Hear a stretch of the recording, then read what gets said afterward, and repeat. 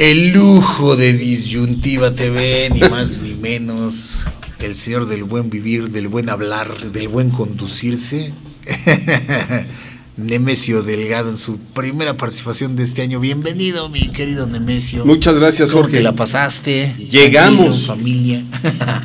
¿Alcanzaste a llegar sí, con la reserva? El tanque cada vez se hace más chiquito, ¿verdad? Híjole. Sí es una angustia, ¿no? O sea, sí. Es un estrés de saber que sea para bien, ¿no? Que efectivamente...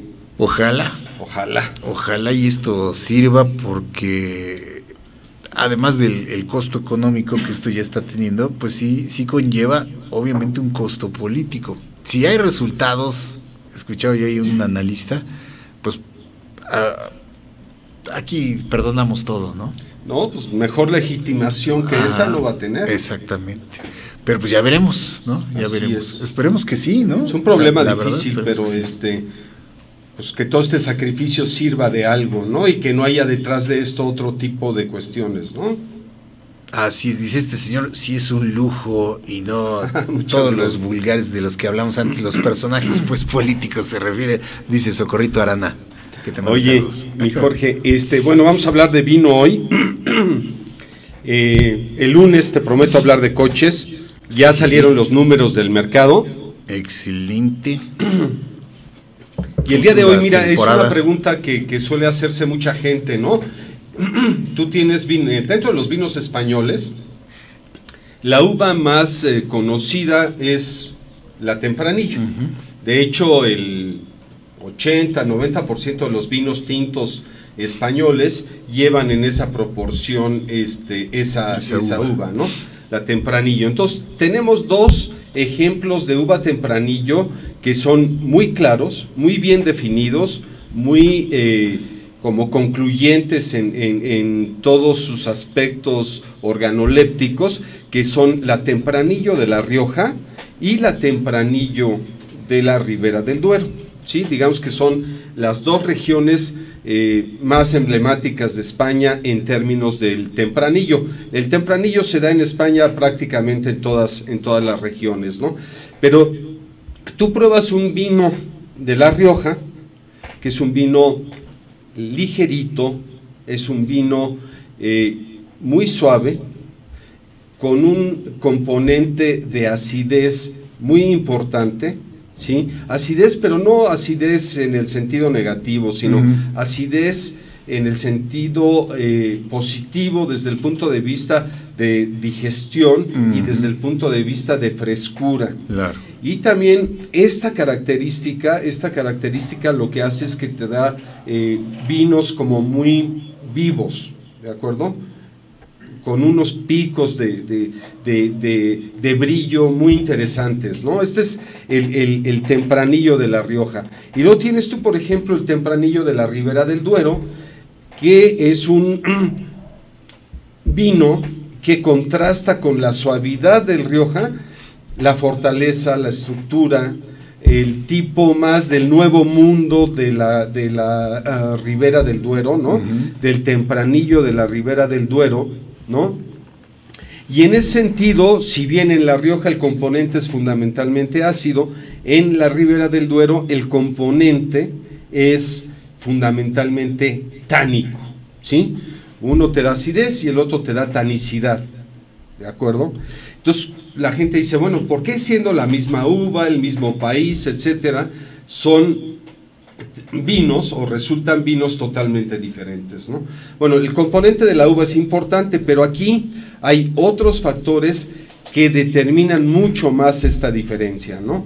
Mira, por un lado, el tema de la altitud. La Ribera del Duero está ubicada o tiene una altura superior, en primer lugar, ¿no? En segundo lugar, en la Ribera del Duero se da mucho más sol, ¿sí?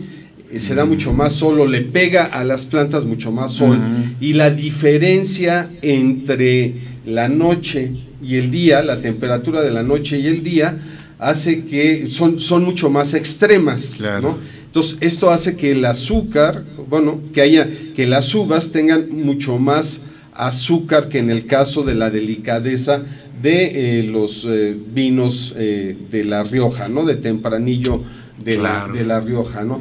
Entonces tienes aquí el caso de una uva, y bueno, y los suelos son diferentes, ¿no? Entonces los suelos es un componente también importante.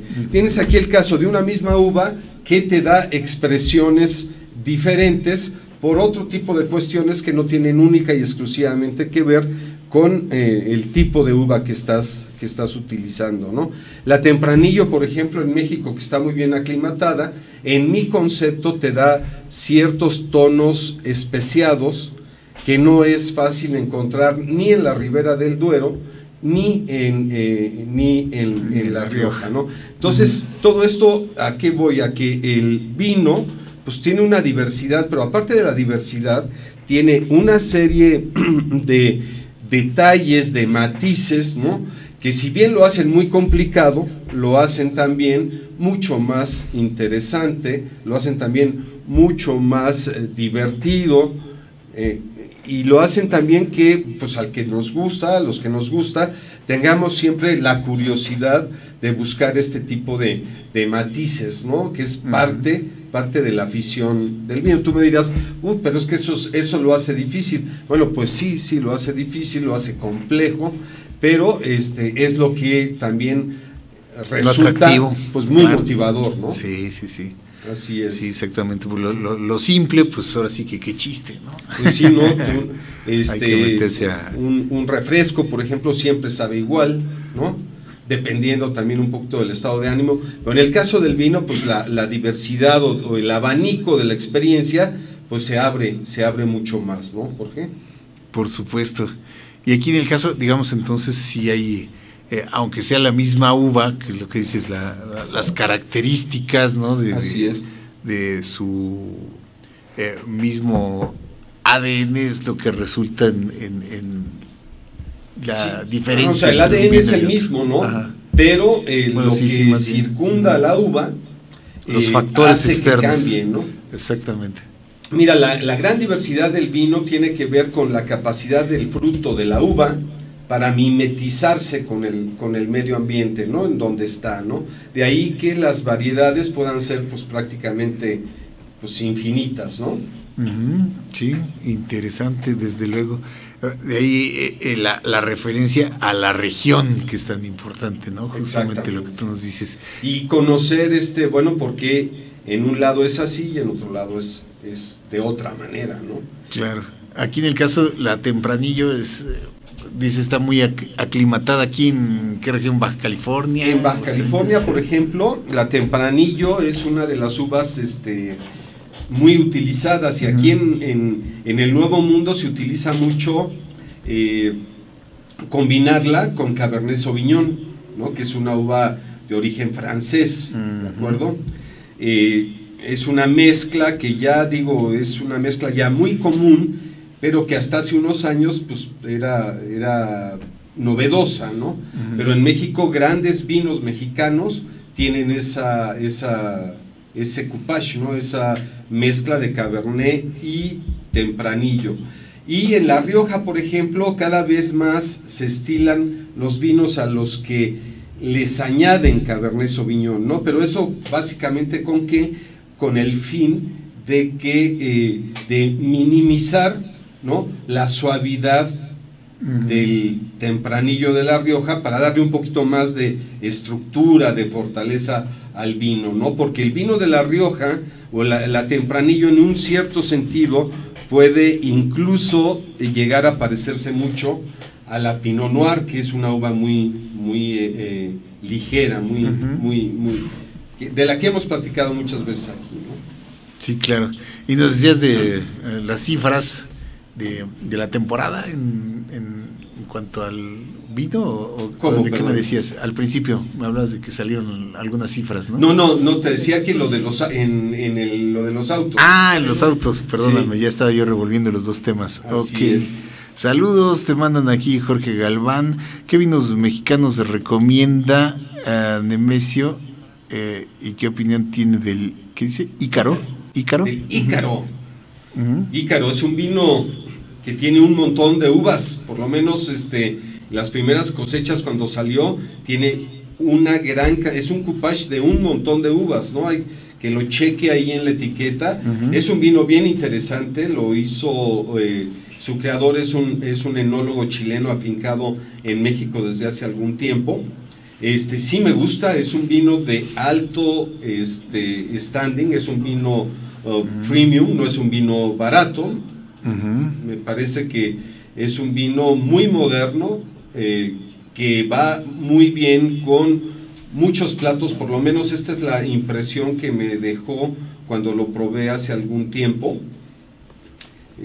Muy buen vino, premium, ¿no? De los vinos mexicanos, da recomendaciones. Mira, a mí hay un vino mexicano que me gusta mucho que se llama Mogor Badán, también dentro de estos vinos dentro de estos vinos premium, pero por ejemplo el Nebbiolo de Cheto a un precio mucho más contenido, me gusta. El Petit Syrah de Cheto me gusta también.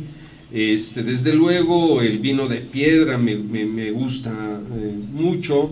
En fin, hay un montón de vinos mexicanos que son muy, muy, muy ricos, y que, digamos que de repente, mira, hay unos vinos de una bodega que se llama Las Nubes, también, que me parece muy interesante. El fenómeno de otro vino por ahí que se llama María Tinto, es bien interesante también seguirlo. En fin, o sea, decir uno solo es muy difícil, ¿no? Entonces, justamente esa variedad es la riqueza, y como dicen, en la variedad está el gusto, y bueno, qué mejor que recurrir a un experto. Ahí tienes, mi querido tocayo, servido, y te manda saludos, Quetzali, que te ves muy bien, dice Quetzali. Saludos igual mi querida Teresa, Socorrito Arana, y todos aquí celebrando, dice Marita Abascal.